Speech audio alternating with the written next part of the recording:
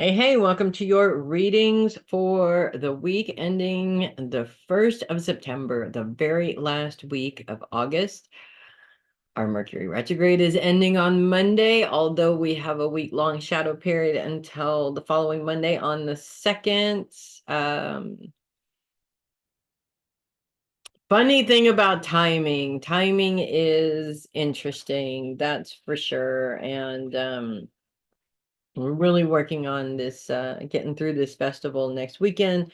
And literally they will be tearing it down on the day that the shadow period ends. So we are literally Mercury retrograde up until that point, and it's kind of crazy, and it is definitely we can definitely feel the craziness and the Mercury retrograde kind of sort of playing into it a little bit, and not necessarily all in bad ways. I mean, to be honest with you, the beginning shadow period was sort of like okay, well, this is how this is gonna go. It was really stressful.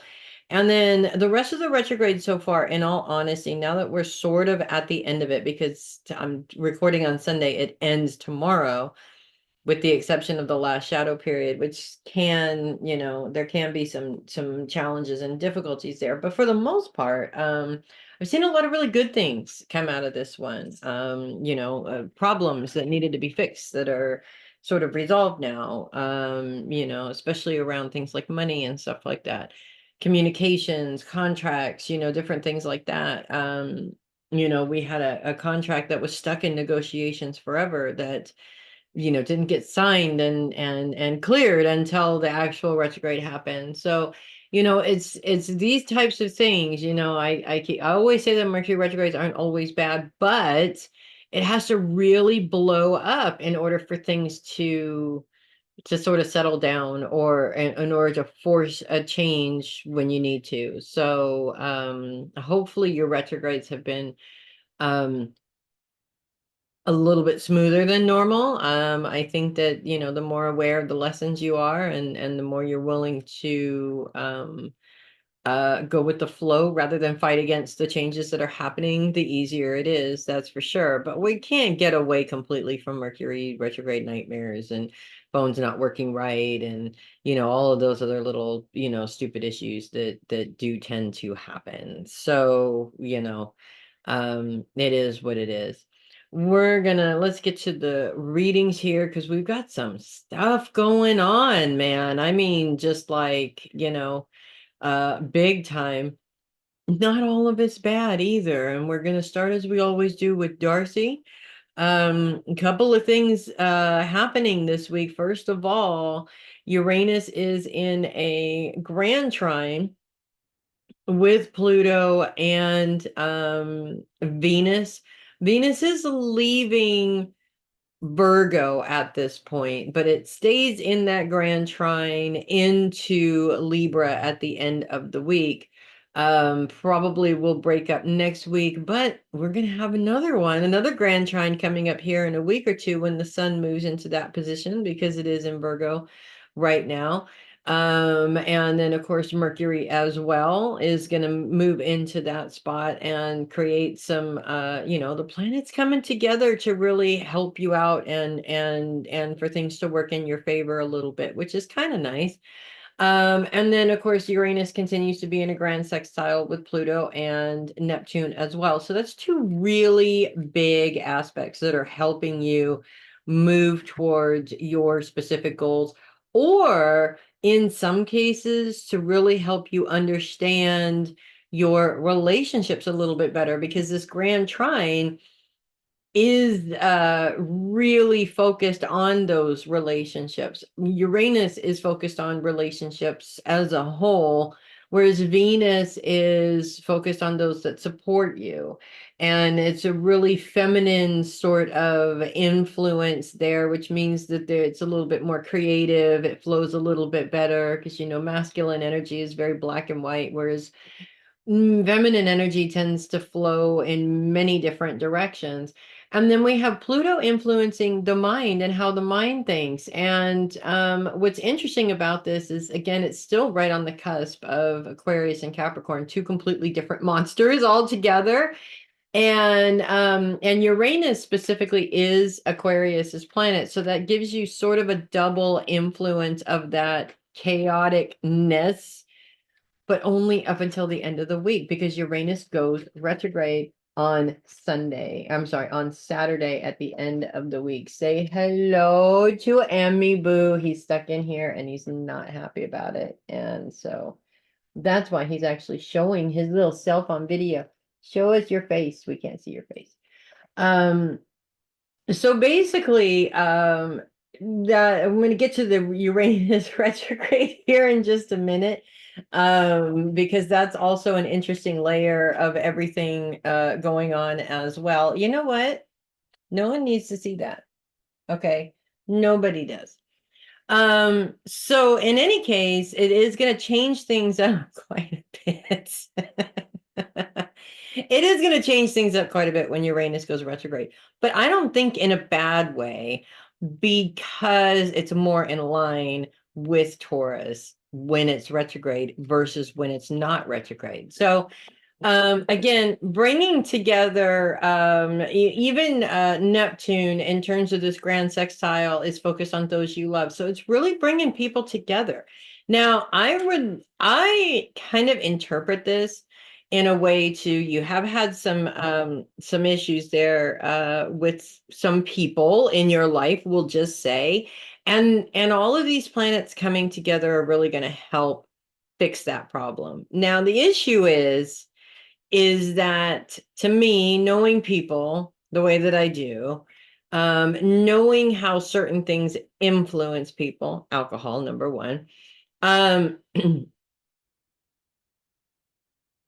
we can't get away from who people are. But we as humans do have this annoying tendency to, when things calm down and they're not quite as crazy, we tend to assume that now the problem is over and everything is going to get better. And so we get less crazy about making changes. We get less crazy about leaving those situations, different things like that. And we sort of lull ourselves into this false sense of security that I don't have to hurry up and get out because everything is okay. So the issue is that when you're dealing with a person like that, it can change, you know? And when you're dealing with somebody with a mutable influence like Sagittarius, that can change very, very quickly. So right this minute, for example, with my best friend who's had some issues there with alcohol, and she's also a Sagittarius. We've talked about her before. She's doing really good. She's not drinking like she was at all, and that's really good. And you know, things are smoothed out and she's a lot healthier and she's really taking care of herself. And I mean, I just talked to her on the phone the other day. Things are going great, right? But I also know a lot about addiction, and I have dealt with a lot of people, you know, with those types of problems. So there is that part of me that just wants to go, okay, everything is okay from here on out. She's not drinking anymore, right? But that doesn't mean that something's not going to happen that's going to spur that on all of a sudden, you know? So it's these little things like that. You know, you have to be aware that just because things are getting better now doesn't necessarily mean that you should change your plans. It doesn't mean you have to change them right this second, but it does mean that it's a good idea to continue to evolve in your plans as if things were the same. And it also will help your relationship and your friendship with this person if you're not living with them or in their space quite so often. We do have a little bit of a challenge here with Uranus moving into a square with Mercury, and also the moon influences that right at the end of the week because the moon moves into conjunction with Mercury. And so both of these planets focused on long-term goals and career. So specifically your long-term career goals. And with the moon being a part of it, it could definitely create an emotional reaction. And it's the emotional reaction, not that we want to avoid the emotional reaction, but we do want to be careful around emotional reactions. Obviously, emotions happen for a reason. they have their place. We definitely want them to play their part for sure, but we don't want the emotions to take over. And I think that's one of the biggest things that I have seen about Tauruses throughout the course of my life in knowing and working with Tauruses, is the fact that they are really, really good at just letting things kind of sort of, slide off their backs, and what have you. And then you get to that point where it's the needle on, the straw that broke the camel's back, and you just kind of sort of, whoosh, right? And you definitely don't want to be doing that around work. And specifically because we're in the shadow period of the Mercury retrograde and Mercury is involved here, it's probably more than likely a miscommunication. And it's going to look really, really bad. And you're going to feel really, really bad at the end of it when it turns out that you've exploded over nothing. So just make sure that you're aware of that this week, and that you don't let that, you don't let the emotions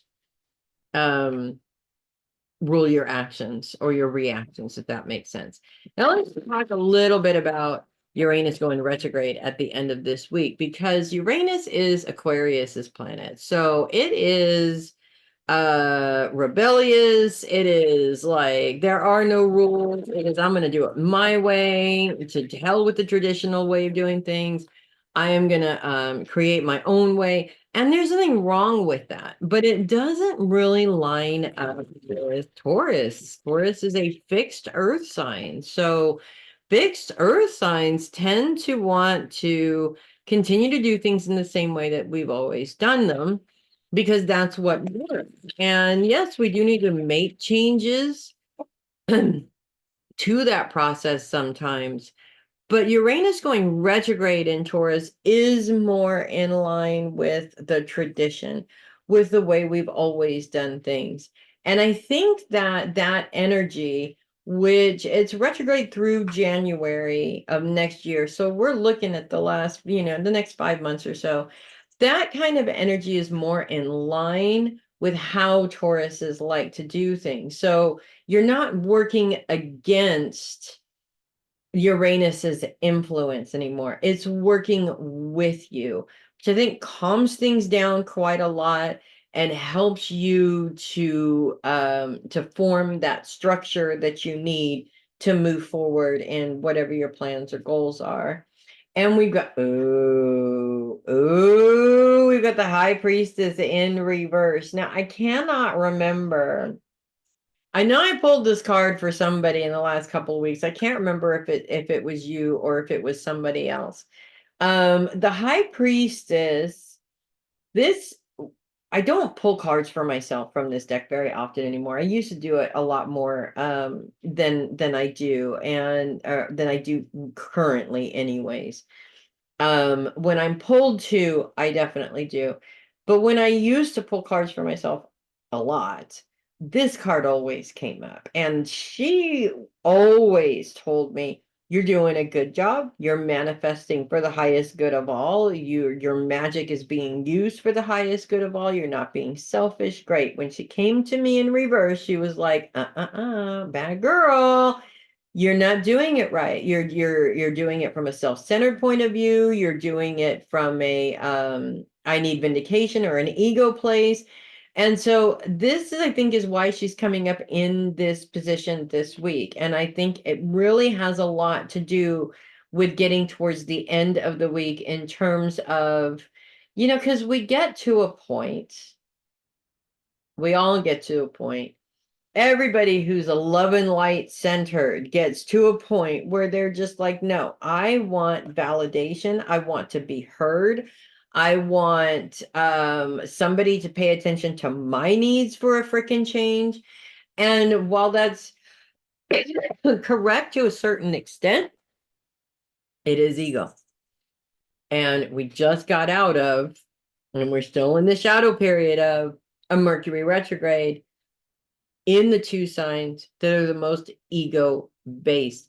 So even if you have gone this whole last 4 weeks behaving yourself, keeping your ego in check, all of this, you could still fall off of that pedestal at any minute. And that's why It's really important to remain focused on what is the best situation for everybody, and you include Darcy in that, but it's not all about you, if that makes sense. So having that sort of balance there is always a good thing, because manifesting in that way definitely works better than trying to manifest in a selfish way or a self-centered way.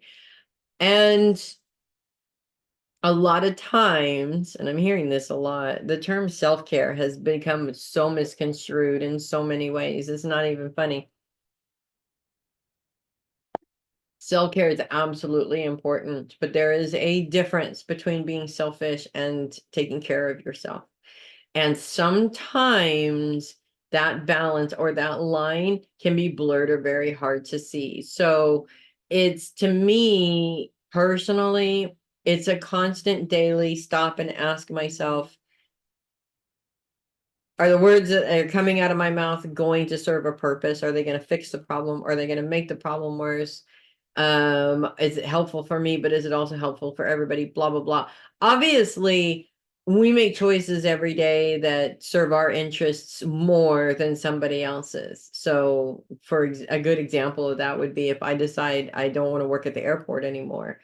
Obviously, that's going to put them in a spot, right? Well, I can, say I need to stop working here in a month, and that gives them plenty of time to hire somebody to replace me, and, for me to help them train that person so that they can replace me.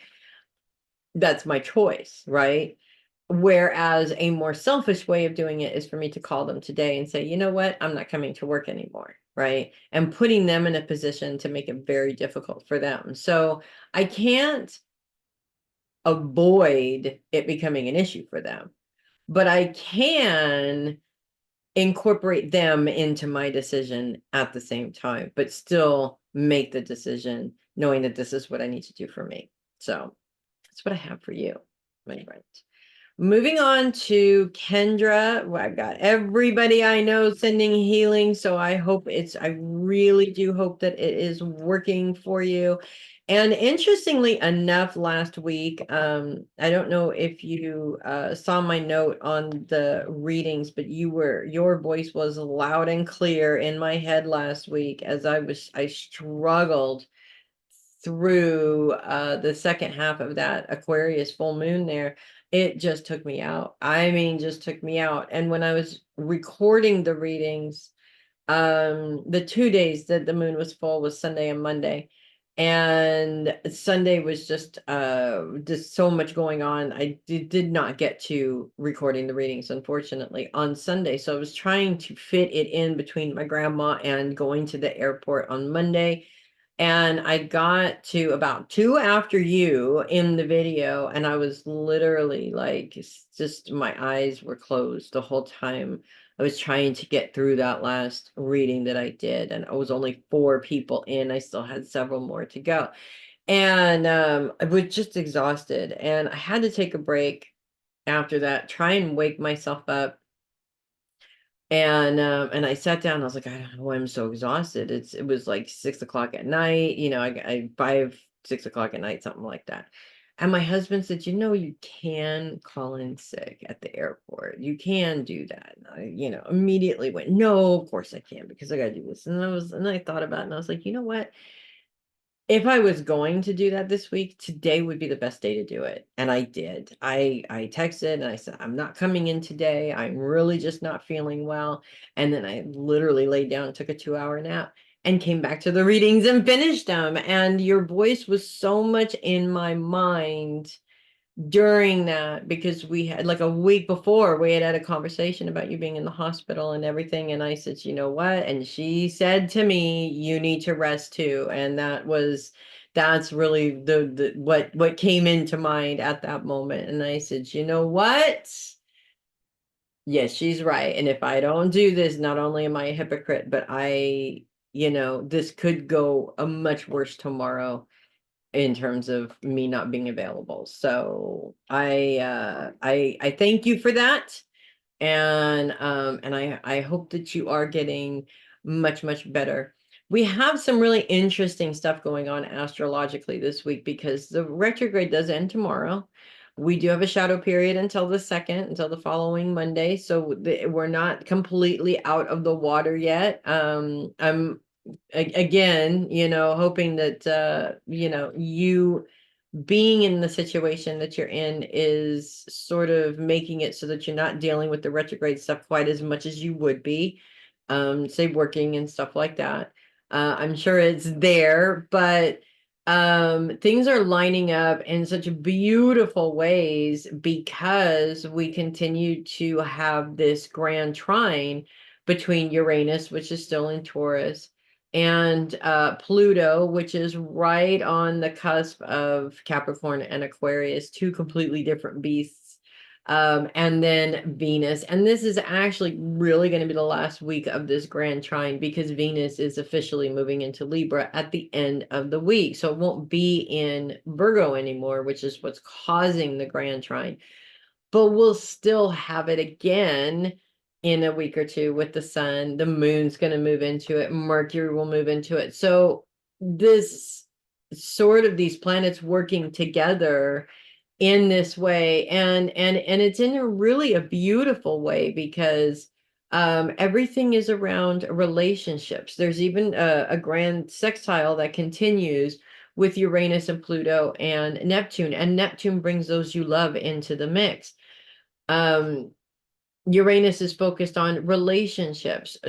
Venus is focused on those that support you, while Pluto is really focused on the mind and how you see these things. And so to me, this sort of, I feel like your family and your boys specifically are just really coming in close. It's like I almost visualize them creating a circle around you, like they're your protective bubble, and they're just really on top of being there as much as they possibly can, and getting that support. And I feel like it's not just them either. Like, you are it's almost uncomfortable, if that makes sense, the amount of support that you're getting and people that want to be there to help you, which seems kind of weird when you put it like that, but it's not at the same time. So many of us are very uncomfortable receiving help from people. And the more you look at it in that discomfort way, the more difficult it is to just succumb to, this is what I need right now, and be okay with that, if that makes sense. There is still a little bit of a challenge with Uranus being in a square with Mercury, which is amplified by like a lot at the very end of the week on Saturday, because the moon is in conjunction with Mercury. And so it does create sort of an emotional experience there. And it's really all focused around your long-term career goals, which is interesting because that's something that you should not be focused on right now, but it's going to happen. And I really kind of see this playing out as there's a lot of guilt there. I see it playing out as a panicky, oh my God, I'm not there, and this is why it's happening thing. There's a lot of the regular things, that you would go through play into this. And I do want to suggest some meditation. I do want to suggest some cord cutting. I do want to suggest just, anything that you can to kind of sort of reverse this, which reverse what would be your normal reaction, that initial panic reaction of, oh my God, I have to fix this. It may even play out in such a way to where you talk to somebody that you would normally work with that kind of makes you feel, they're using that sort of manipulative guilt trip sort of BS, to get you to feel bad or get out of bed and get over it, kind of energy there around this. But obviously that is not what you want to do. What did my cat just do? Okay. Okay, there we are. My kitty cat is stuck in here and he's not happy about it. So it's a mini challenge. Okay. Everything else is lining up perfectly to be helpful to you. In terms of this mini challenge, it's as big or as small as you allow it to be.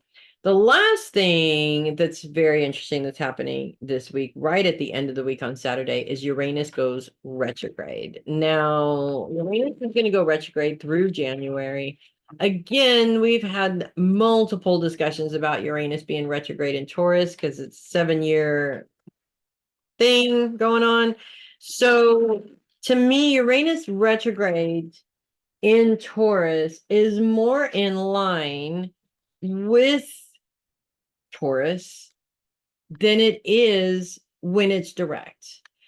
And with that being said, I think it's actually going to smooth things out and make things easier so that when you are ready to get back into things again, instead of trying to, oh my gosh, this cat's driving me crazy. Instead of, oh, now I got to fix my camera. Why? Okay, well, just keep listening. I will fix this problem here. Instead of trying to do things in a way that is different, you're more in line with doing things in the way that you normally would be doing. It's a more traditional way. It's more indicative and works better with a fixed earth sign that wants to do things a certain way, as opposed to looking at things from an out of the box way, if that makes sense. So I think that in all honesty, Uranus going retrograde is actually going to be a very helpful thing in terms of how things are going to progress for you for the end of the year. And I think it might actually slow things down a little bit as well. Which is also not necessarily a bad thing. I still cannot fix my video, so let me just go ahead and pull your card, and then I'll take a break here and try and fix my camera problem here.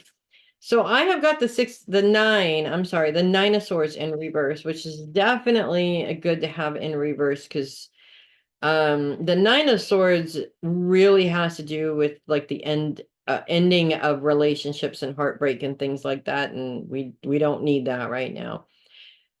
The 9 of swords in this position indicates strength to rise above problems, and is very specific to emotional recovery, but recovery is really the word that we're looking for here. So recovery is good.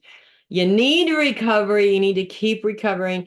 Just keep in mind and remember, you're not trying to recover too quickly, because that could have a backlash and you wind up back in bed and it's going to take longer for you to recover. And of course, we don't want that. So that is what I have for you, my friends. I'm going to fix this camera problem and get back to it. Okay. Moving on to Jeannette. I have a very pissed off cat in the office today who keeps knocking my camera out of whack. So hopefully we can avoid that.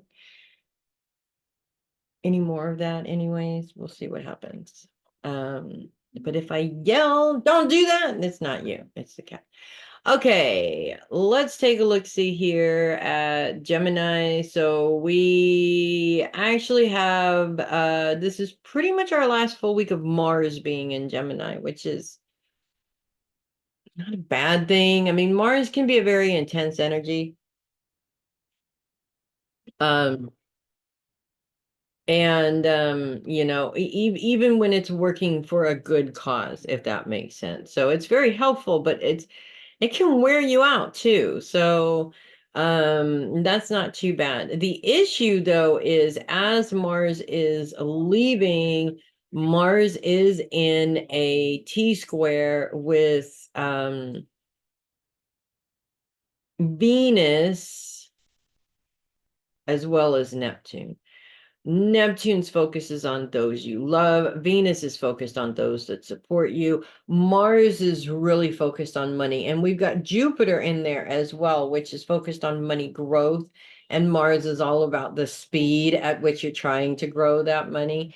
And Jupiter is also in a square with Saturn, which is focused on the home. So there's a lot going on here, basically, in terms of, what's creating these challenges here, because you have your ideas of how you want to do things. Other people inside the home have their ideas on how they want to do things.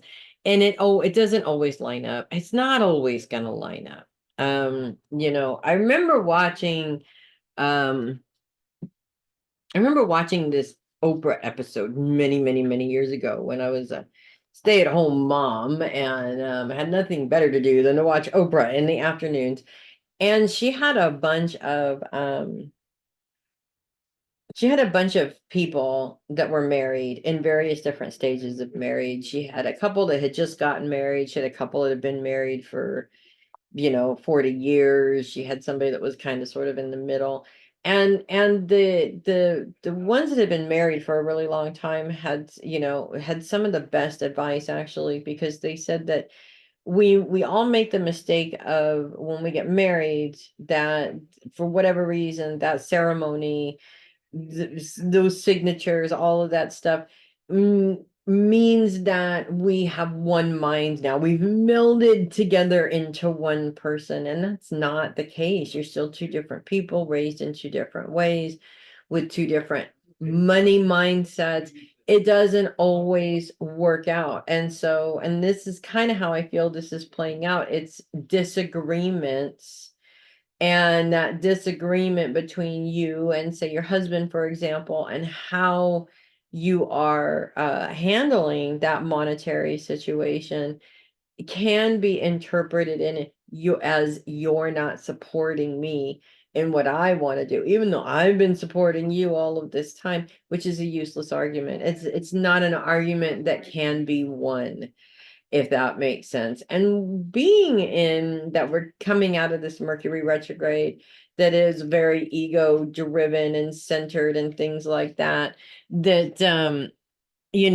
we're running into a lot of that, but I want it the way I want it. And because the way that I want it is right. Don't you do it. Don't you do it. So basically, it creates an argument, and Mars definitely is behind a lot of aggression in terms of arguments and people not seeing eye to eye. So this shadow period, because that's where we're at, the retrograde is over on Monday. We have a week of shadow period left, and then that's it, we're done. This last week is a really good opportunity for you to really sit down and look at how you're communicating about this. Is there, if you're approaching the conversation in the same way that you always do, he's going to react in the same way that he always does. It's like clockwork. You have to change the way that you approach the conversation. You have to change the way that you word the conversation, the feelings behind it, et cetera, in order for him to either understand or to open yourself up to understand where he's coming from, because that's really important as well. Speaking of that, Mercury, both Jupiter and Mars are in a sextile with Mercury. So Mercury is actually working in your favor a little bit, and the moon moves into conjunction with Mercury at the end of the week. So this adds another little bit of an emotional layer to this. But both planets focused right on basically on your long-term career goals. So things are moving well in that direction. That doesn't mean that the two of you aren't going to agree on it. So that's why it's really important. The shadow period of the Mercury retrograde is the last week of this lesson being drilled into our heads, that communication, proper communication, is important. And the only way that we are going to solve our communication issues is with proper communication. So that's definitely something that you want to keep in mind throughout this week, because there's still a very heavy influence of it there. Outside of that though, things are, I mean, there's always going to be challenges, but I really see that you're moving along, that you're trucking along. Also, it's very important to make sure that you are not being stubborn. Okay. I know we're all stubborn at times, but with the health issues that you have going on, it may be that he's trying to communicate his worries over your health, not that he doesn't want you to take on extra work or work on specific environments. So a lot of times I think we women, because of, how women have been treated over the last thousands of years, I think that we tend to these days take it as being controlled and not we're not taking into consideration that they do have concern for us. And they're not trying to control us, they're just trying to help us, remind us that we need to put ourselves first and we need to take care of ourselves. So, Seven of Swords is the card that I picked up for you. No, no, don't you do it. Seven of Swords in this position indicates tricky situation requiring great care with treachery and deceit around it. So this could be the cause of this miscommunication. You see something as a great opportunity. He sees something off in that situation and he's trying to tell you and you are not listening. Okay. It's we definitely want to make sure that we're not always in our ego space, okay? And it can't, I've been in these situations with David before multiple times, and I'm one of those women that's like, don't you tell me what to do, okay? I am a strong, independent woman. I can take care of my own shit. That's a lie that I think we all tell ourselves. We need to, I mean, if he was in the situation, I would be voicing my concern. And that's exactly what he's doing. He's voicing his concerns. So that may be the source of where the miscommunication and the argument, so to speak, is coming from. So keep that in mind also. That's what I have for you, my friend. Moving on to Connie. The Mercury retrograde is over. As of tomorrow, it's over. We do have the week-long shadow period until Monday the 2nd, of course, where things could either continue to get to be tricky or could add another layer of trickiness to things that shouldn't be tricky. But for the most part, when we talk next week in terms of this reading, we will be officially over that, which is nice. And I've seen a lot of good and bad basically coming out of this. Now, the moon is coming into Leo this week, and that, of course, is going to cause complications like it usually does. And it comes into Leo on Thursday, directly in opposition with Pluto, which is right on the cusp of Aquarius and Capricorn. The moon's focus really is on long-term goals. And stop it. I'm yelling at my cat. Don't do it. He keeps knocking my camera out.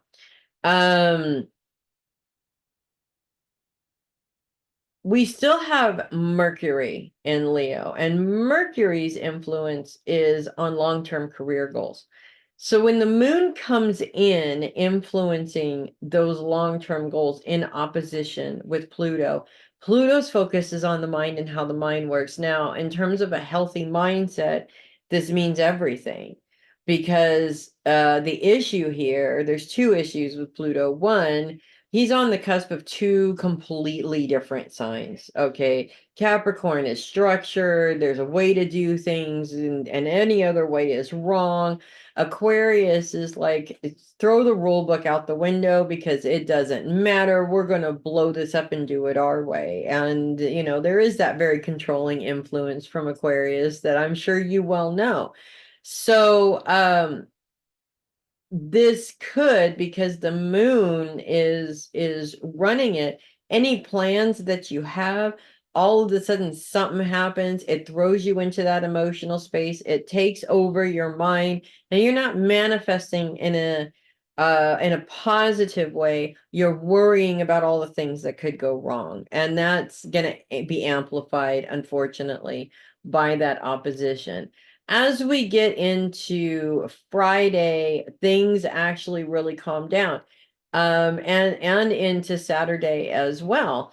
Both planets are in a square with Uranus, which is focused on relationships, as Uranus is moving retrograde on Saturday, as a matter of fact. And there becomes a direct conflict between your personal career goals and how that affects those relationships. For most people, I would interpret that to be that your career and what you're doing at work has, so you're putting so much focus on that your relationships just don't have the same amount of time.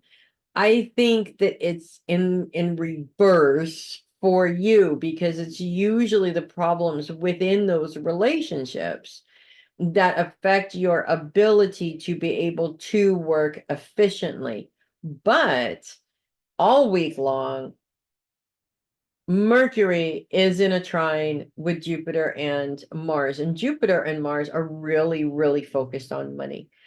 And the moon definitely plays into that the last 2 days of the week, giving you an emotional reason to focus more on that than the problems within the relationship. So, in this sense, Mercury is kind of sort of bringing things back to where they need to be in terms of what it is that you're focusing on. Not saying that career is everything and that family is nothing, because it's not what I'm saying at all. But within the situation that you're in with the family, it's not healthy for you to continue to focus on it. You've got to be able to shift your focus to something that's more productive. Also, because Mercury and the moon at the end of the week are in this sextile with Jupiter and Mars, which are focused on money, Mars is a very tremendous influence. Jupiter's all about growth and expansion of that money. Mars is like, let's get that money in here as quickly as possible. So I see that there's definitely more opportunities for more appointments this week, that you might be so busy with those, you don't really have time to focus on the family dynamic quite as much. Not to say that it's not going to try and weasel its way in there, because it always does. Oddly enough,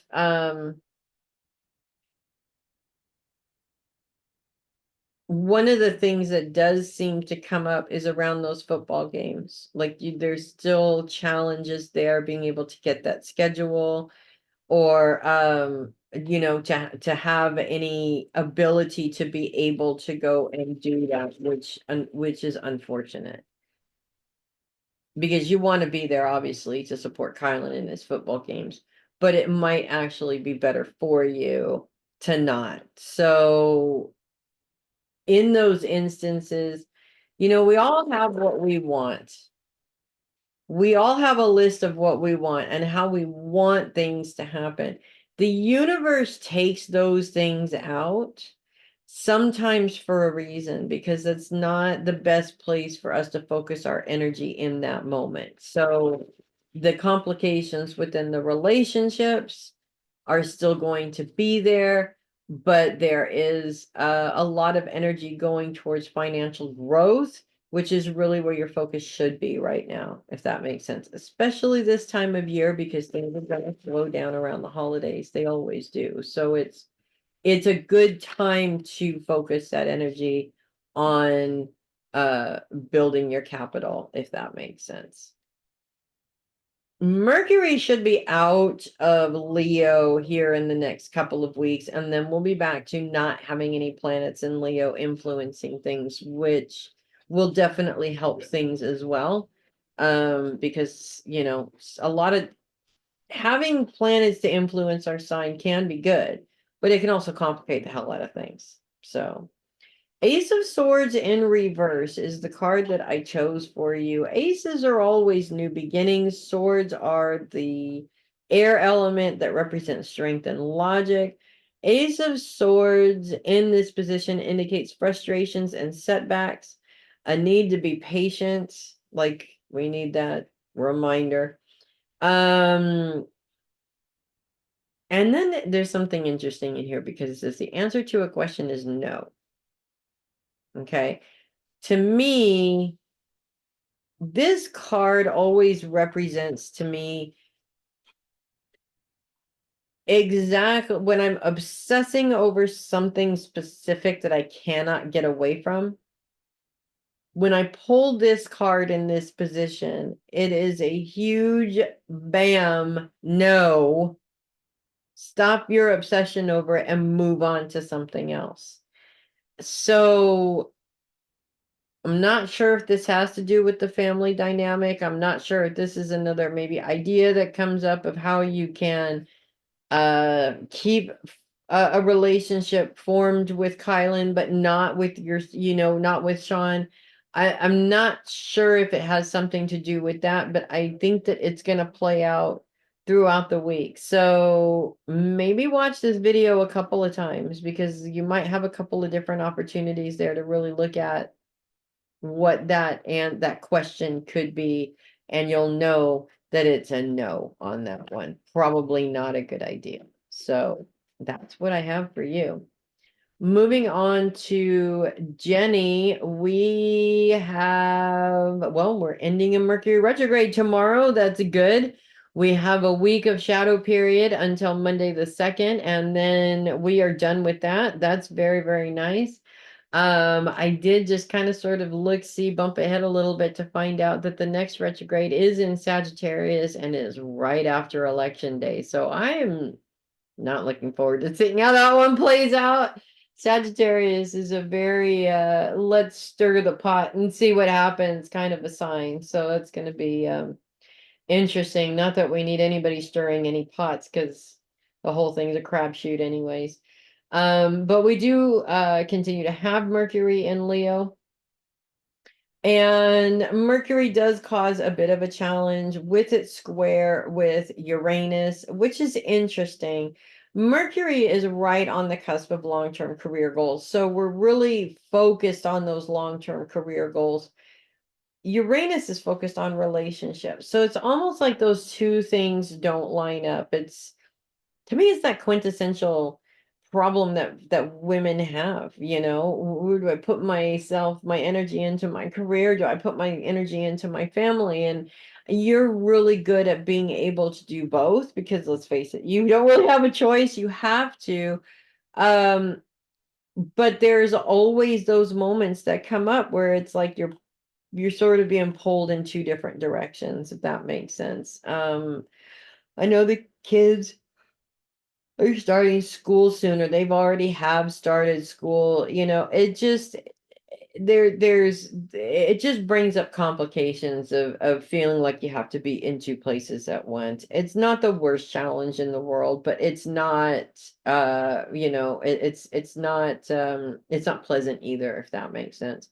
The moon comes into um Leo on Thursday, and Thursday is really going to be the challenge, I think, with that moon because it comes into your sign in opposition with Pluto. Now, Pluto is still, oh, excuse me, still on that cusp between Capricorn and Aquarius. This is two very completely different influences. Capricorn is structured and scheduled, and there's a certain way to do it. We don't deviate from that because this is what works and blah, blah, blah. Aquarius is like, let's change it up all the time. And, to hell with the rule book, to hell with the structure. We're just going to kind of fly by the seat of our pants and see how we can do it. And what's interesting about this is Pluto's placement ruling the mind and how the mind works. And it being retrograde does kind of feel like we can't change that.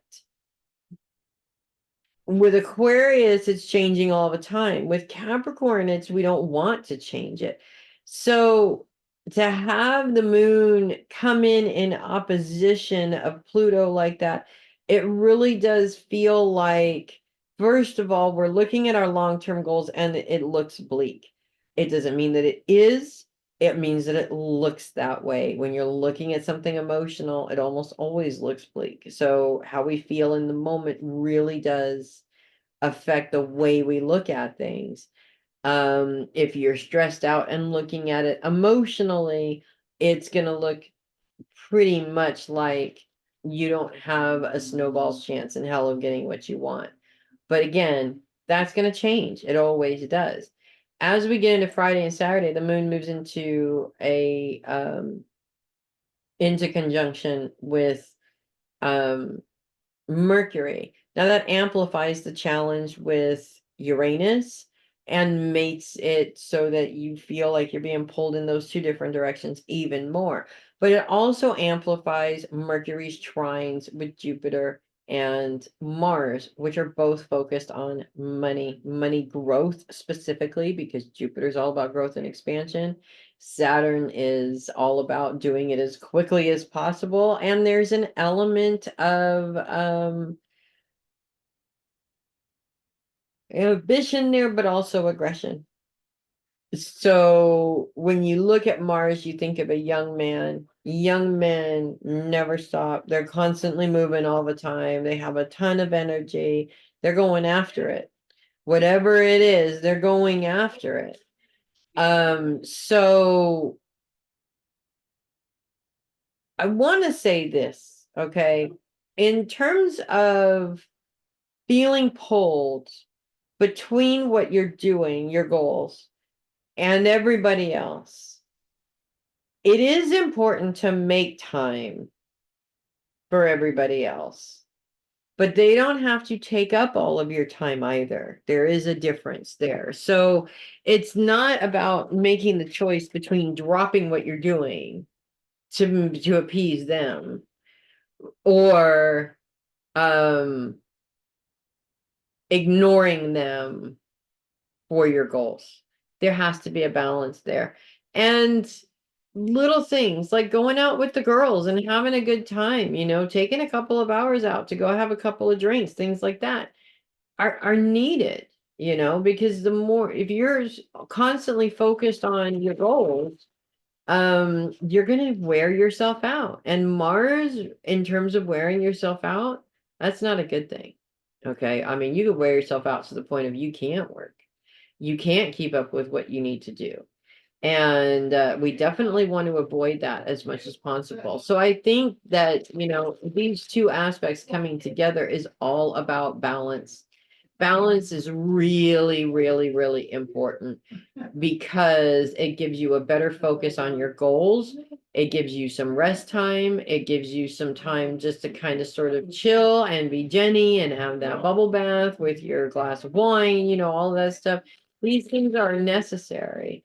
And it's really, really, really common for fixed signs like Leo, like Aquarius, to get so wrapped up in what they're doing and what they're going through that they ignore everything else around them.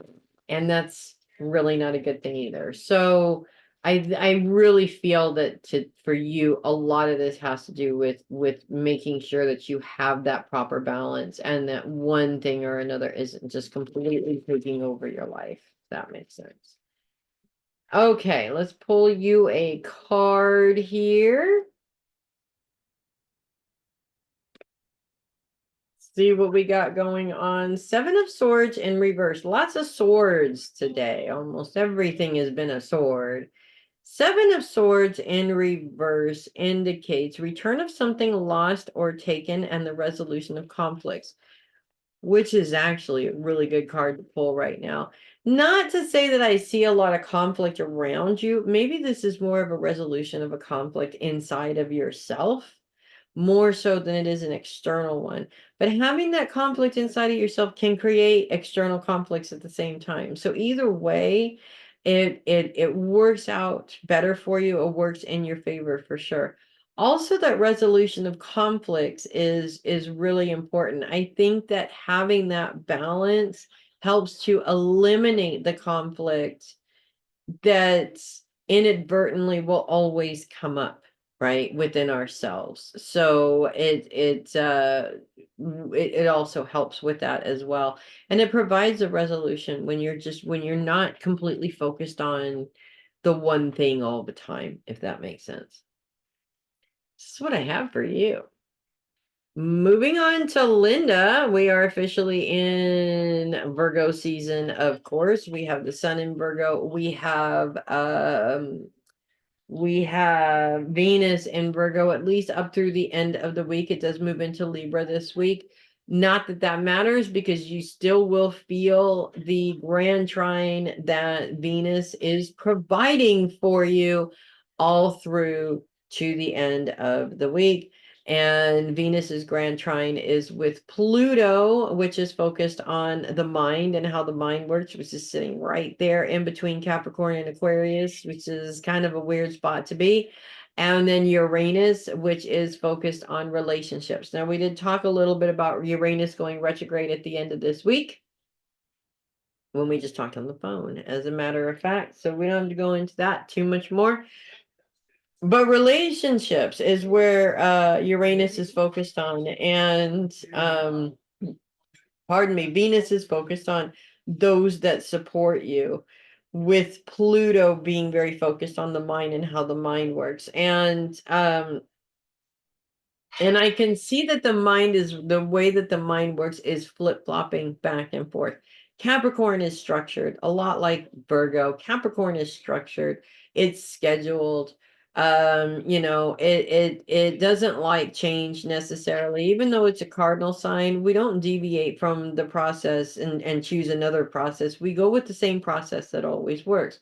Aquarius is like the absolute opposite of that. There is no rule book. We're rebellious. We're going to throw all the rules out the window, and we're just going to fly by the seat of our pants and see if that works, which is definitely not an energy that you want to work in, but that's where it provides flexibility, and flexibility is always important. And I think that you're going to need to be flexible this week anyways. Getting through the end of the shadow period of this Mercury retrograde, as well as with all of the different things that you do have going on in your life right now, specifically working but not working in where Clark is. Because of course it means extra trips and extra things to do on your plate. That's where the flexibility is really important. What is not so awesome and wonderful is the fact that Venus is in an opposition with Neptune, and the sun is also in an opposition with Saturn. Neptune's focus is on those that love you. So with Venus being focused on those that support you in opposition of a planet that's focused on those that love you, it's a very clear indication that your support system is not the same people that you've supported before. You have to find somebody else, unfortunately, because which is something that happens a lot. I talk to a lot of clients who have adult children. We both have adult children. We all seem to have this thought, expectation that I had these children and I raised them and I did the best that I could for them. And of course, they don't see it that way. And, they get to, a point in their lives where it's all about them and what they need to do. And they're not necessarily there to support us in the way that we need them to.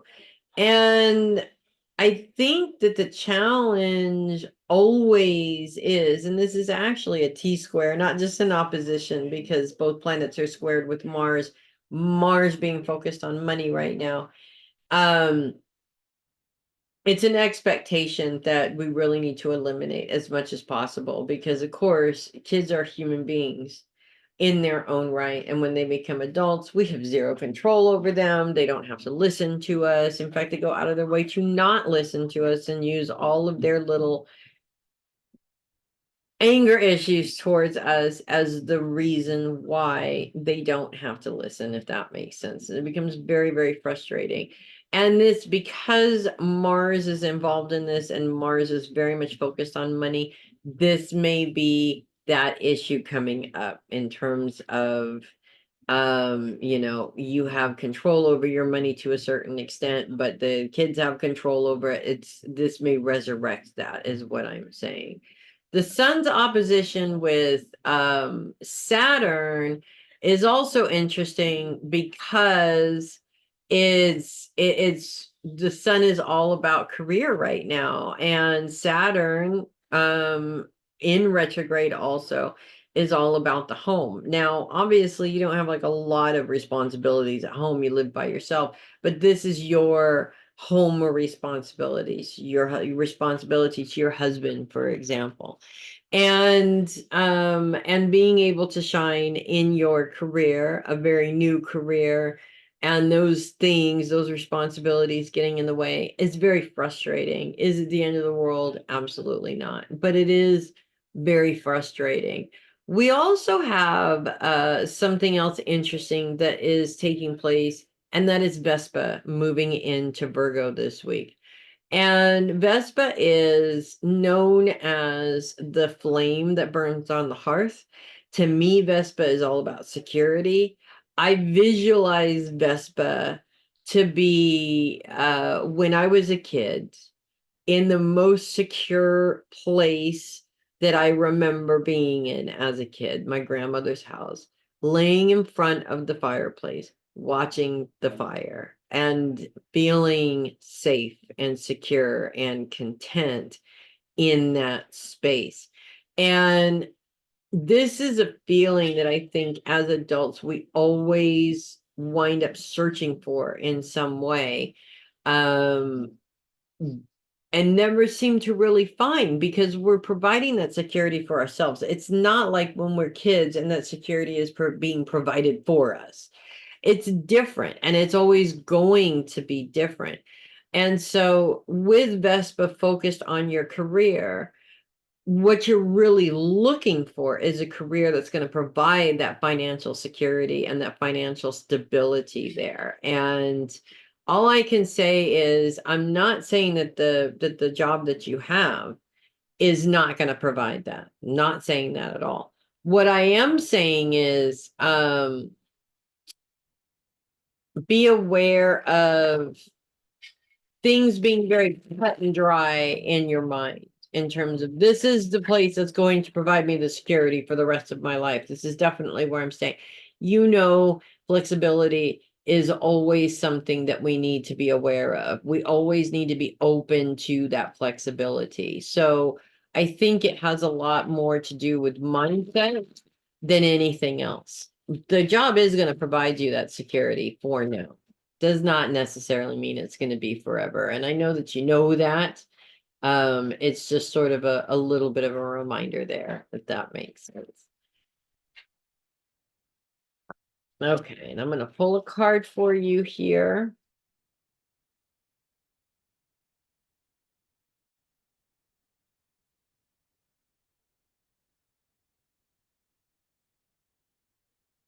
Page of Pentacles. Money, money, money, money, money. Money is always nice. Pentacles are the earth element. They're all about security, which is kind of an irony there. The Page of Pentacles in this position indicates good news, attainment of goals, positive academic results, and good financial news. So it can only go up from here, basically. I think the challenges that come up with the planets and things like that, you know, the retrogrades and stuff, you know as well as I do that, you know, the more you focus on those challenges, the less successful you are. So I don't see that as being an issue for you, but the Virgo worry, of course, is always there. But things are moving in a direction that they need to move into. So the more you can eliminate that worry, the better, because this way you have more of a clear road to keep going in the direction that you need to be going in. So actually really good reading. That's what I have for you. Moving on to Matalyn. It is officially Virgo season. Of course, I'm sure you've gotten the memo by now. And we have Venus moving out of Virgo this week, but of course, not before she continues to create a grand trine with Uranus and Pluto. Even as she's moving out of Libra, you will feel the effects of that all week long. And this is the planets really coming together in a very helpful way. Venus is focused on those that support you.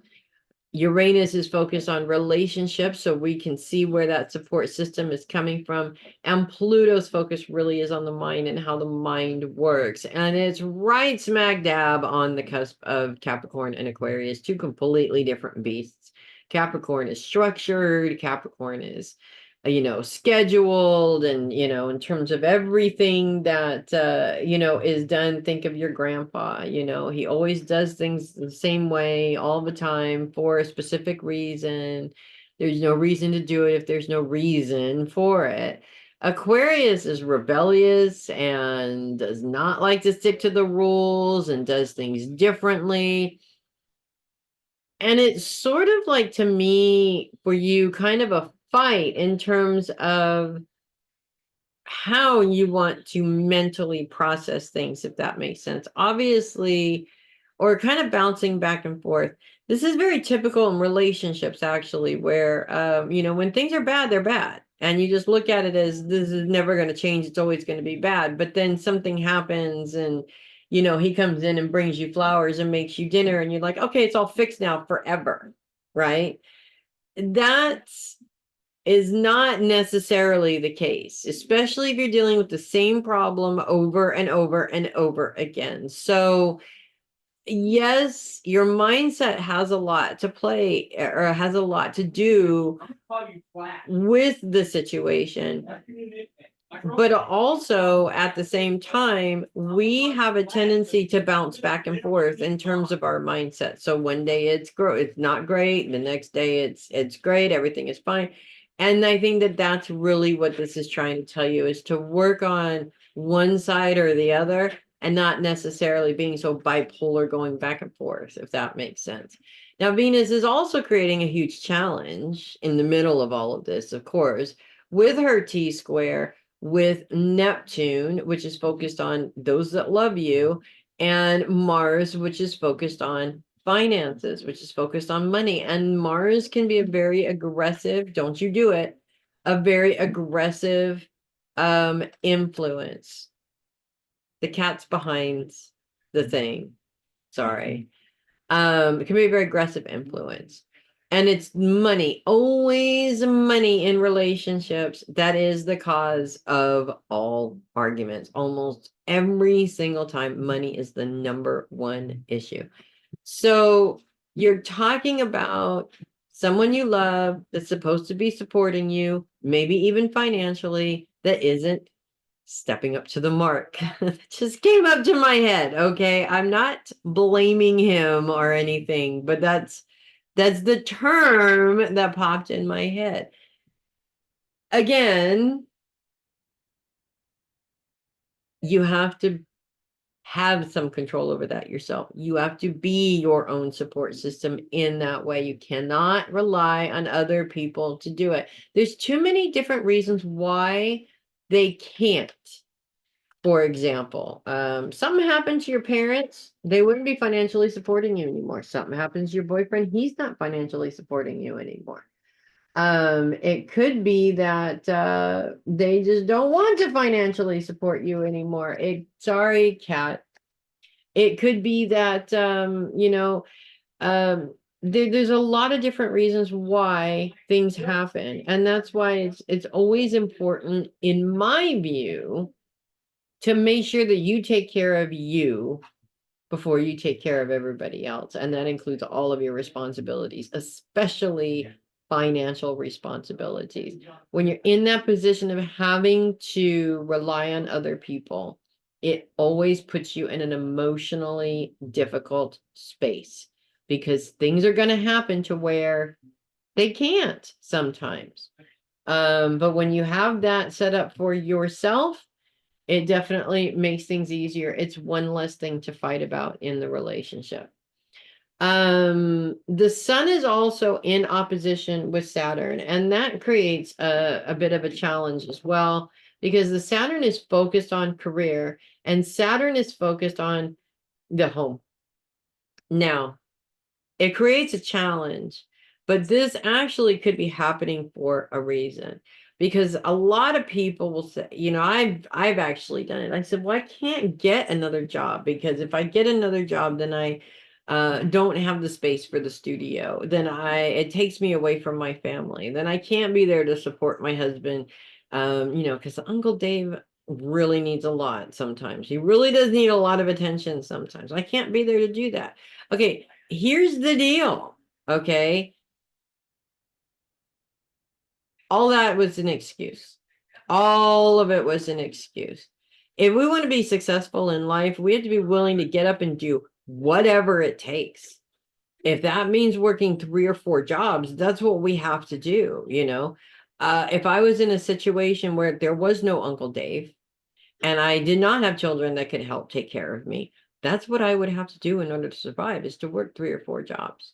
So, you can't, we get to a point where we get too comfortable, even in an uncomfortable space. We have to take ourselves out of that. And the younger you are when you start doing that, the easier it is from here on out. Trust me on that. So yeah, there's some challenges there. There's quite a few little challenges there. There's planets working together in ways that are going to help with your creativity and kind of sort of move things along as well. So either way, we're out of the Mercury retrograde on Monday. We just have a shadow period left, and then things will hopefully calm down with that as well, which is nice. So things are kind of moving along. One last thing, Vespa is moving into Virgo this week, and Vespa is a secondary planet, not like the major ones, but it still has a pretty heavy influence, especially when there's nothing else left to influence things. Vespa is all about security, and it's moving into focusing on your career. So this may be a lot of your thoughts in terms of what are you going to do to provide, find something that will provide that security. Overthinking it is not going to help you. Okay. That's where Pluto's retrograde works in your favor. Stop overthinking it and just make a decision. We have the Hierophant in reverse is the card that I pulled for you, which is actually kind of interesting because the Hierophant is the shaman. He's the representative of the highest possible position you can have in any kind of culture and or religion. So the Hierophant is the Pope in the Catholic Church. The Hierophant is the shaman, the grandfather shaman in terms of the Indian cultures. The high priestess in terms of the pagan cultures. When he comes to you reverse, it indicates feeling disconnected with the way things are at this time. It is time to break out of your rut and find something to inspire you. And it's that inspiration that helps move you along towards whatever your goals are. So that's what I need for you, darling. Moving on to Regina. No planets in Scorpio this week. Focus is on self. Pallas Athene continues to influence Scorpio through the week. Mercury's retrograde ends tomorrow.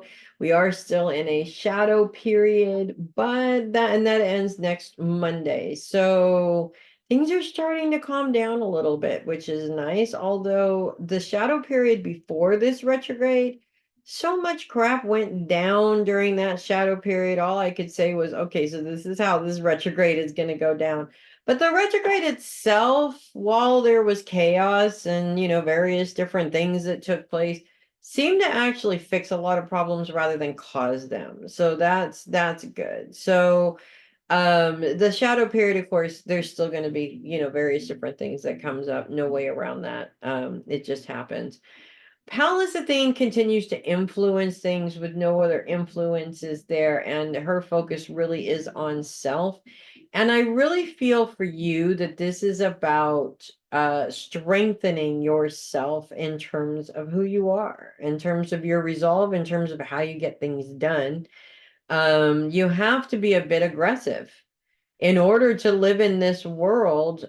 You have to be a bit aggressive. If you're not a bit aggressive, you're not going to get anywhere. And so I feel that that's really what Pallas Athene's influence is for you a lot this week, is putting you in these positions, and the Mercury retrograde is probably helping with this, putting you in this in the position to force you to be a little bit more aggressive. Now, when I say aggressive, I'm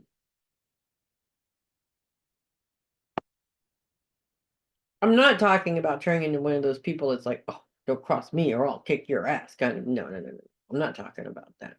Aggressive means standing up for yourself, which is why a lot of people don't, because they're trying not to be aggressive, right? But you can stand up for yourself, and not in an angry, overly aggressive way either. You just simply put your foot down and say, no, this is not how we are going to do this. This is not how I am going to do this.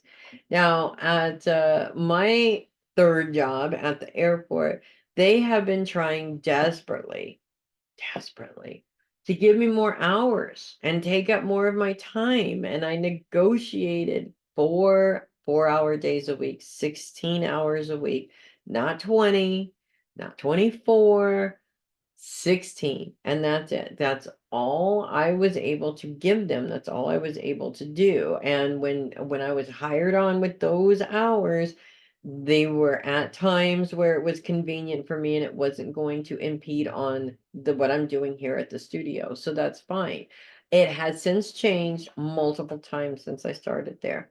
And now they're taking up my whole entire Tuesday, which is difficult, but I negotiated Wednesday nights off, so I have 2 whole days to focus on the studio. So, and it's temporary while we hire another person. So, with that being said,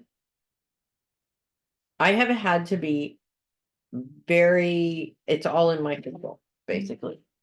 Hold on, just 1 second. Okay, sorry. Somebody just walked in. So in any case, I've had to stand up and say, no, I have another job. I can't take on more hours. I can't take on this time. I can't take on that time. I gave them all day Tuesdays temporarily while they got their stuff together. That's fine. But I said, it's temporary. After this date, I'm not doing it anymore. They have to figure that out. So this is what I'm talking about being aggressive. I'm not fighting with them. I'm not yelling at them, screaming at them, going, I don't. No, we're not doing that. But I am being firm and saying, hey, this is what I was hired for, and this is what I intend to do. This is what I agreed to. If we're going to keep doing this changing thing, I can't work this job, period. I just can't stay. I have to go get something that is more cemented. So that is being aggressive, but not in an aggressive way. And I feel like that's where things are going to be playing out for you this week, is the constant changes that you have to deal with in terms of work are I've noticed with my husband, this actually just happened with him, as a matter of fact. He is up in the mountains running an outdoor event at a campsite. There's a camping. First of all, we are not outdoorsy camping people, okay? We are city air conditioning people, all right? We don't do camping, and we sure as hell don't do it in a tent, all right? RV or nothing. We're glampers. We're not campers. So there's this event. He said, no, I don't want to do it. I'm not doing it. Putting my foot down, no. And the guy that he works for just completely didn't even bother listening to that, just went, oh, there you are, blah, blah, blah, and proceeded as if David had said yes, right? Which made him super angry. And I said, well, then why are you doing it? Why didn't you say no? Oh, I did say no, but he didn't listen. I was like, it's as simple as not showing up and making him figure it out. Okay. You don't work for him. You're an independent contractor. Getting angry and passive aggressive and just taking it out on everybody around you isn't going to fix the problem. Okay. You have to be aggressive. I am not doing this job, period. End of discussion. And if he still thinks you're going to do it, he'll figure it out when you don't show up. Right. So, in terms of that, I'm not saying don't show up to work. And what I am saying is that they get really used to you going, I don't want to do this, but then you do it anyway. You have to break that cycle. And there's no other way around that. Page of Wands in reverse is the card that I have for you here. Let's see. Someone who is opinionated, headstrong, and full of demands. Speaking of being aggressive. Well, there's two things that I can derive from that. One, you don't want to go that route. Okay. Now, this is what my husband is doing. He's mad, so he's taking it out on everybody around him, right? And showing his displeasure in the hopes that they'll get it, right? They don't freaking get it, and they will never get it. That's how that works. Number one. Number two, in terms of dealing with people around you that are like that. Now, again, if you don't stand up for yourself, that continues. So, for instance, in terms of what you deal with your husband, you need to change the way that you deal with that. So, because you got to change it's Mercury retrograde, it's all about communication. So you change the way you approach the situation. When he comes at you like that, you get defensive, it becomes an argument, it kind of sort of peters out eventually, and then the whole process happens again. Change the way you react to that situation. Same thing if it's at work. You change the way you react to that situation. Don't close down, and just go, well, they're just doing their thing, blah, blah, blah, blah, blah, blah. No, at some point you got to go, excuse me. I'm not your emotional punching bag. I am not your garbage dumpster. You are not allowed to use me in that way. Okay. This is how we are going to work together, or we're not working together at all, period. And, it's not about whether you're a valuable asset to the company or not. It has everything to do with how you approach the subject. And if you're one of those people that closes down and doesn't say anything, you can never resolve this issue. So that's how you need to deal with people like that this week. That is what I have for you. Okay, I'm going to take a little break here real quick and then finish up. Okay, moving on to Theresa, and it's still a good time to be a Scorpio because there's still no planets in Scorpio. We're going to have some moon action next week. Mercury's retrograde ends tomorrow. Yay! We're still in a shadow period for a week, of course.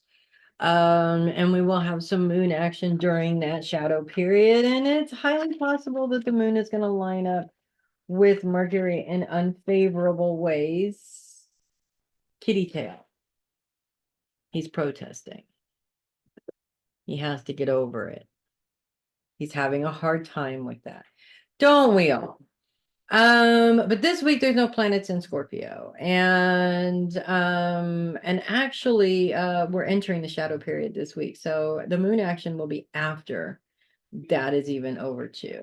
Now that I know where we're at here and what I'm doing. So focus is on self. Pallas Athene continues to be an influence in Scorpio, and Pallas Athene is that warrior goddess. She's all about standing up for herself and fighting for what she believes in, and there's an element of aggression in there. One of those quote unquote difficult women that go down in history as being quote unquote difficult women if the men are writing the story. Of course, I was just having a conversation with a couple of ladies during my little break about that. difficult woman thing. But you know what? And I think that that's really what it's all about for you this week is maybe acclimating and being okay with being a quote unquote difficult woman. Because here's the thing, a man can go around and throw around his weight and, while people label him whatever they label him, it's still socially acceptable for that to be a thing. It's still not socially acceptable for us to be that way, which is ridiculous. It's true. I agree 100% that it is ridiculous, but it also is what it is.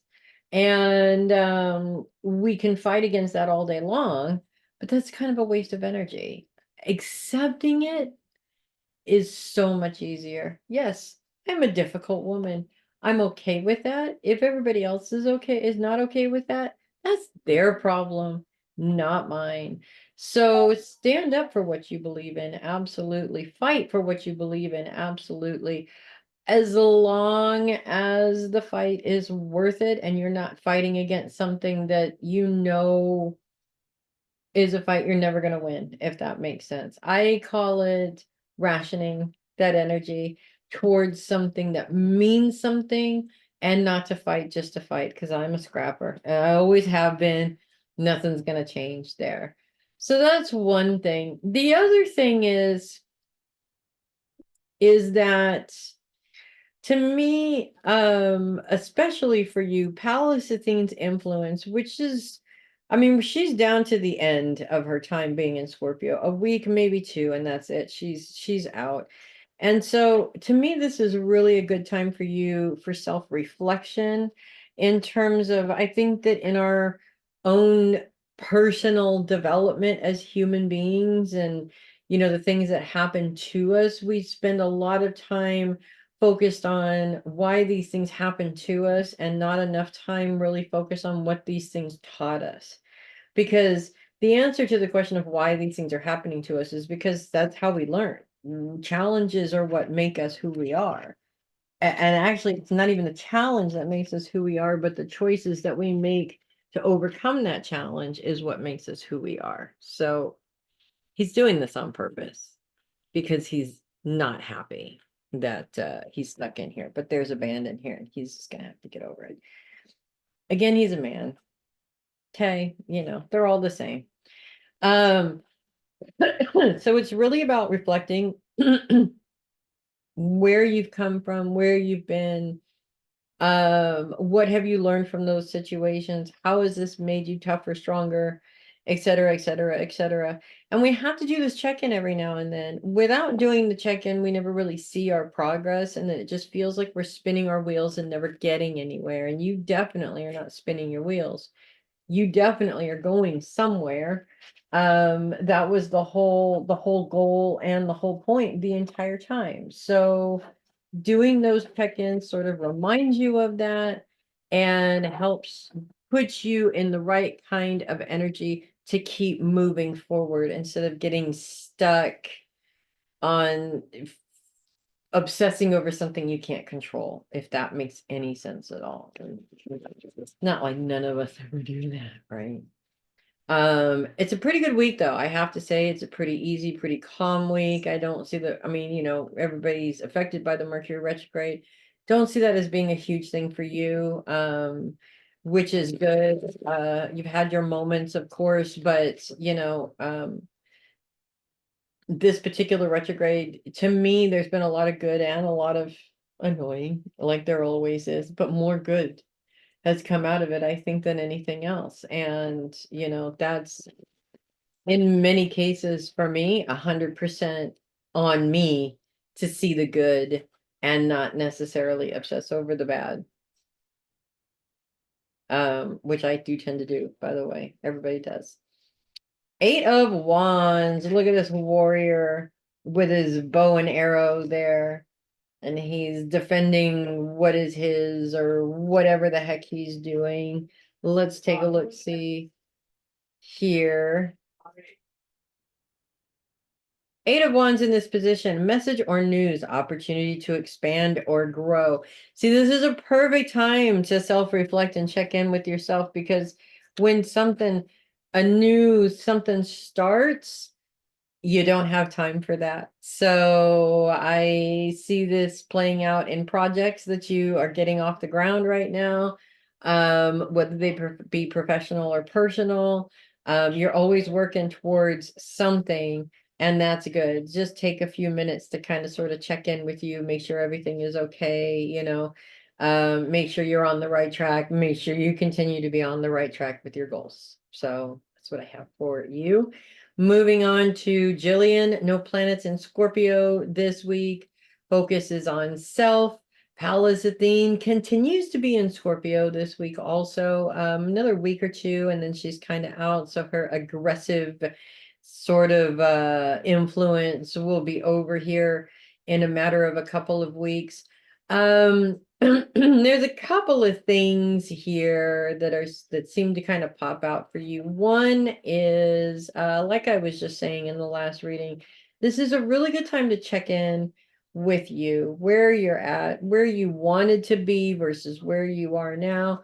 We have to do these checkpoints every now and then. Otherwise, we just continue living the same life over and over again. And 10 years from now, you're going to be like, oh my God, I didn't make any of the changes that I wanted to make.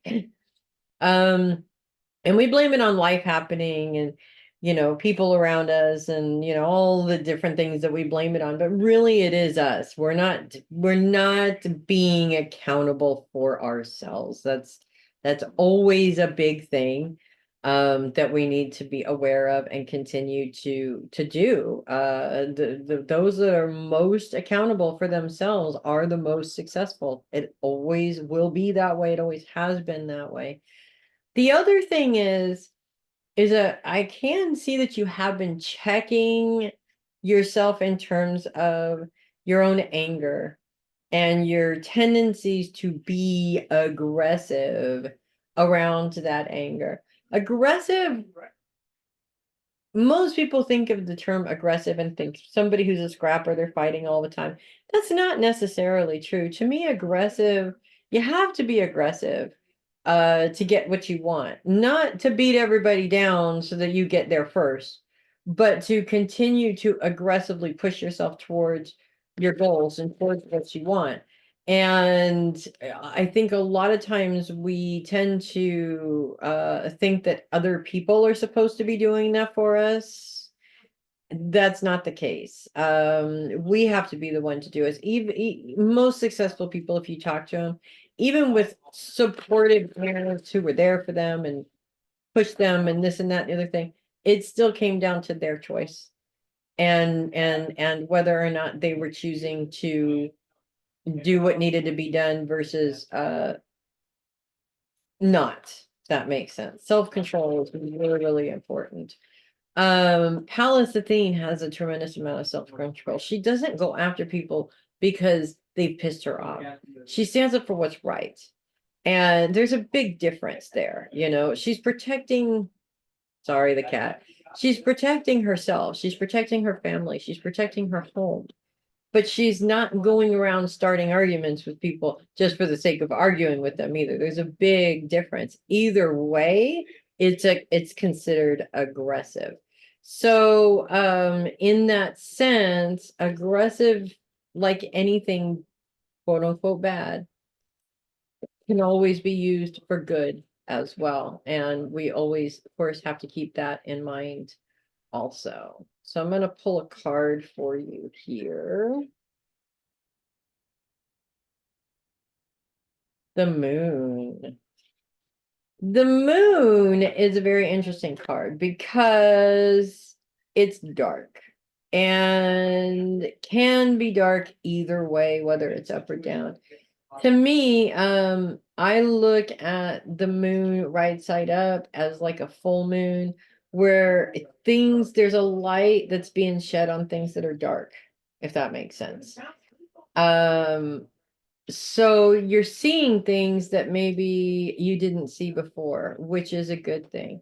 But the moon also indicates subconscious feelings becoming confused by other emotional disturbances, insecurities, false friends, disillusionment, things like that. all of these things stem from being in an emotional place. When we're thinking or approaching something in an emotional way, it never works out in our favor because our decisions are being based on how we feel in the moment. And when you make a decision based on how you feel in the moment, it usually doesn't always turn out very well. So make sure that what I do is, I get upset about something. I don't make a decision at that time. I will take a step away from it. I will go through what I'm going through in my head, getting all pissy about it, whatever. And then once I'm done with all that, then I approach the problem and deal with it in a quote unquote logical manner, which is not easy for water signs to do, but it's not impossible either. So that's what I have for you, darling. Moving on to Peg, no planets in Sagittarius this week. We do have Pallas Athene starting to move back into Sagittarius, but she's not quite there yet. She's getting pretty close to that cusp, though. Probably next week she will definitely be on the cusp. Focus is on the past this week. The Mercury retrograde ends tomorrow. We are in the shadow period this upcoming week until Monday the 2nd. And in terms of focus being on the past, there's a couple of interesting things actually that pop up with this. One is same shit, different day, what I call it. It's dealing with a situation that you've dealt with a million times before, and you're like, why am I still dealing with this crap? And it's usually surrounded or around a specific person, or maybe a couple of specific people. But to me, it's like, for a lot of people, it's the family dynamic, and you deal with the family dynamic in a specific way, kitty tail, in a specific way constantly. And there comes a point where you're just like, really, what do you mean we're not past this already? And there's a couple of things with that. First of all, being still in a Mercury retrograde, technically, you'll notice that the pattern of the conversation always stays the same. They say something, you react to it, there is a disagreement, you stop talking for a while, then it comes back, and the whole process starts over again. So when or if this comes up this week, it's really important to stop the process. It's changing the pattern. It's changing the way the game is played, so that when you change the way that you react to it, the other person has to change the way that they react to it. And they're used to doing things a certain way. So it's going to take them some time to come up with a new way of reacting to it, number one. Number two, being very careful about the words that you choose in a situation like that also helps as well. Because if you're using wording that is non-aggressive, then what happens is you're also stopping a fight, and they're there for the fight. So they have to re-gear their whole conversation. And again, it takes time to do that. But I've also found, with years of dealing with narcissists in different forms, that when you take away whatever it is that they're attacking, they can't attack anymore. It doesn't mean that they won't. It doesn't mean that they won't go behind your back and do it. But they don't approach you in the same way anymore, because you can see what they're doing and you're basically deflecting everything that's coming at you. And it's deflecting that we really want to do. The more you engage, the worse it gets. The more you deflect, the better it gets. Or I should say, you don't have as much of it coming, at you, if that makes sense. One last thing that I'm kind of picking up around you this week is something, I do see a connection, an old connection coming back. And it could be, I kind of get the feeling it seems like really fun at first, and then it turns out to be not exactly as much fun as you were maybe hoping for. It's changed. That doesn't mean it's bad. It just means that it's not quite what you expected. But I also want to say to be cautious about it, because there may be a reason why this person is all of a sudden pop back into your life. And it may not just be to reach out and be friends again or something like that, if that makes sense. Like there's almost an element of they need something in there or something along those lines. This also could be around that whole, pattern thing that I was referring to earlier. King of Swords is what I've got for you. Swords are the air element. They're all about strength and logic and dealing with things in a logical way. The King of Swords in this position indicates a wise, mature professional, intellectual genius, and self-improvement. So the self-improvement thing, obviously, that comes up all the time because we're always on a road to self-improvement, okay? But it's that professional, I think, is what's really, after everything that's come up in this reading, it's handling these things in a professional way, even if it's family, even if it's friends, even if it's a non-professional relationship. The more you handle it in a professional way, it changes the conversation like by a lot, and it puts you in better control of the conversation than if, say, you were reacting to it emotionally. That's what I have for you. Finally, moving on to Mama Sherri. No planets in Sagittarius this week. Focus is on the past, or the past coming back to haunt you in some way, shape, or form. And actually, I don't really see it as coming back to haunt you, but I do see repeats of things that have happened in the past, if that makes sense. Like something that has happened before, and then, oh my God, it's happening again. The first thing that I can think of, I mean, the first thing that pops to mind, honestly, is the thing with Madison. I don't know how she's been doing all this time, but it's like, let's say she's doing great, and then all of a sudden, we get back into old habits or whatever, and your daughter's worrying about her, and you blah blah blah, something like that. I'm not saying that that is what it is, but it's something similar to that, to where it's just like, oh my God, here we go again, basically. um Two things.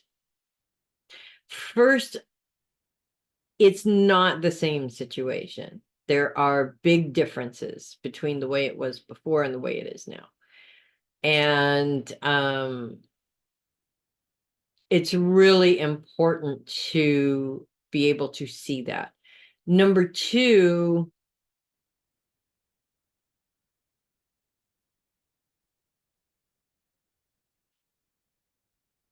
I see a lot of guilt. Like you're just like, I'm not doing this again. And then you feel guilty, like you know, it's like you don't love the person like you're how supposed to. Hello. Oh my God. This cat is so mad because he's stuck in here because there's a band in here, and he never does that. So he's got to be right in front of me. See, here's his tail. That's it. You're going on camera. Say hi. Say hi, Grandma Sherri. Say hi, Tabitha. Okay, good job. Um, it's guilt because you don't want to deal with it. And you know what? It's not yours to deal with.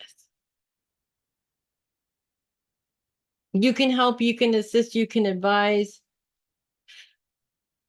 but don't do it unless you're asked, because you're wasting your time. It's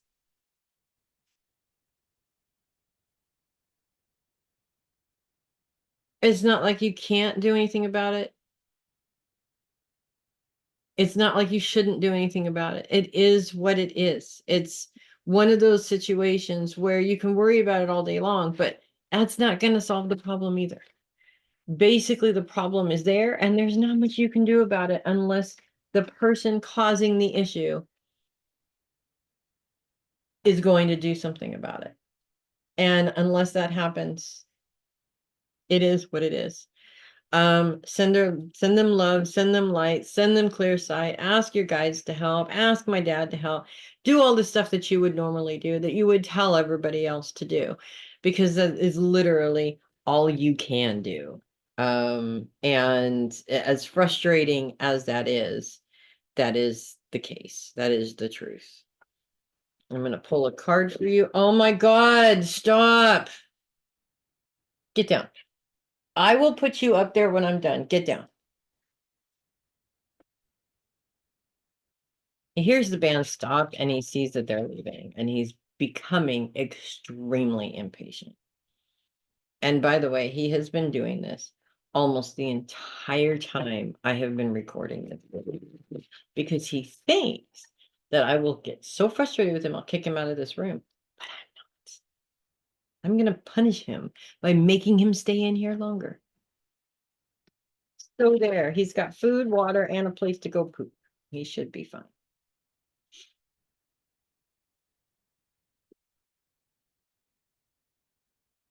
And you don't want to see what my desk looks like, but he should not be walking across it. There's too much crap here.